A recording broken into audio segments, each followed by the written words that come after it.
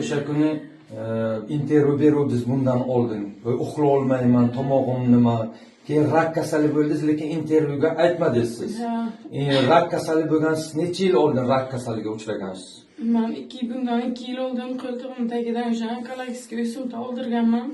Xavfsiz chiqqan, lekin o'sha chap taraf ko'kragimda yana o'simta tugun bor edi, yong'oqday kattalikda deyilgan edi. Ana hozir o'sha yaxshi bilib shifo topganimdan keyin yana keldim, shu o'simtaning yo'qolishiga ishonch hosil qilib, ixlos bilan shu Qur'on shifo markaziga keldim. Alhamdulillah. Hozir shifokorlarning ko'rigiga borib keldim. Haqiqatan ham hech qanaqa bez ham, tugun ham hech qanaqa bez yo'qligini aytishdi. O'tgan safarga o'sha qog'ozim analizlarim bilan solishtirganda haqiqatan ham qog'ozingni o'zingda shunaqa o'simta bor edimi? Nima uchun endi hozir ko'rinmayapti, nima qilding, qanaqa lechena olgan eding, kimdan lechena olgan eding dedi. Lekin hech qanaqa lechena olganim yo'q, o'sha payt o'simta borligini eshitdim. Qur'on o'qibdingiz. Hozir analizga doktor aytdimi, yo'qmi deb. Uloqim beri ko'p, alhamdulillah. Endi bir xil rak kasali sehr bilan ko'bisi. Biz ham kasal bo'lamiz, biz ham balisaga uxlaymiz. U boshqa kasal, u meditsina boshqa. Bu siz sehr bilan rak bo'lgan edingiz. Hozir rakingizdan ham yaxshi bo'ldingiz. Hozir kelyapsiz balisadan, to'g'ri. Nima dedingiz? Qog'ozim ham bor. Mana qog'ozim ham bor. Hech qanaqa o'simta yo'q. Yo'q, berasiz u kuni intervyu berganingizga bir xilla kommentga yozadi-da. Yo, eshiting, bu nech pul olding, nimaga intervyu beryapsan, nimaga yuzing yoshintirilgan. Siz aytdingizki, yuzimni ochib qo'y, prosta bir xilla aytadiki, yuzimni yopib qo'y, men uyalaman deb. Lekin bular tuhmat qiladiganlar Allohdan qo'rqish kerak. Bu reklama emas. Bizni qancha inson shifo topsa bizaga yaxshi-ku.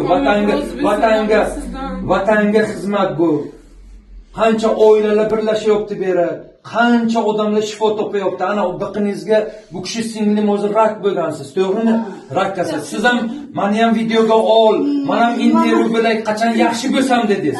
Qachon yaxshi bo'lsam men ham niyat qilaman, shudan men ham intervyu beraman. Sizdan inshaalloh o'sha kunga yetkazadi. Lekin esingizdan chiqarmang, sizni oldingizga bittasi yaxshi bo'lgan intervyu berdi, to'g'rimi? Sizni oldingizga siz yig'lab yubordingiz. 25 yillik xirurg hayron qolgan balisaga akasi. Qanday bu, nima qilding, bu qayerdan bir tuxumday nima yaxshi bo'lib ketyapsan? Qur'onga shubha qilib bo'lmaydi. Qur'on shifodir. Vrachlarga aytganimda ham o'sha Qur'on boradigan joyinga biz ham nomimizga ham duo qilgin dedilar. Ikkita vrachga ko'rsatdim. Ikkalasi ham hech qanaqa o'simta tugun yo'q, hamda faqat shamollash belgilari bor, hech qanaqa tugun yo'q. Alloh o'sha vrachlardan ham Alloh rozi bo'lsin. O'shalarning kasbkorlariga baraka bersin.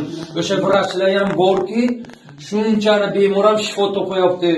Vrach biz ham kasal bo'lib shifo topamiz. Bu vrachlik boshqa, bu sehr ruhiy kasallik boshqa. Qur'on shifo ruhiy kasallikka. O'sha vrachlar ham Allohdan qo'rqadi. O'shalarni ham kasbkorlariga baraka ber. Alloh taolo hammamizga Allohim shifoi komil ber. Sherga shifo izlab kelayotganga hammaga shifo ber. Bu tuhmat qilayotgan, pul oldingizmi, nima qiladiganlarni o'shalarni tuhmati million marta o'zi tuhmati bilan siylansin. Bera Allohdan qo'rqsin. Alloh deb o'tirgan, Qur'on shifo deb o'tirgan bo'lsa Alloh, payg'ambarimiz Qur'on shifo deb o'tirgan bo'lsa, bu albatta shifo bo'ladi. Bir rakka emas, hamma kasallikka shifo. Alloh taolo hammamizni Allohim ikki dunyo baxt saodatiga erishtirsin. Allohu akbar. Sizdan keyin mana intervyular singlim shunday siz uchun xursandman. Sog' bo'ling, ketadi, siz ishoning ketadi. Men niyatim katta. Ishoning ketadi. Menga yana bir kuch berdi, ishonmaysiz, 2 yilda edim. Nima qilay, qiynay olaymi, nima qilay? Lekin men tahajjuddan so'raman. Sizlar duo qilasizlar. Alloh rozi bo'lsin. Yo'q, rozi shu duo bizga. Bizga rozi bo'ladi.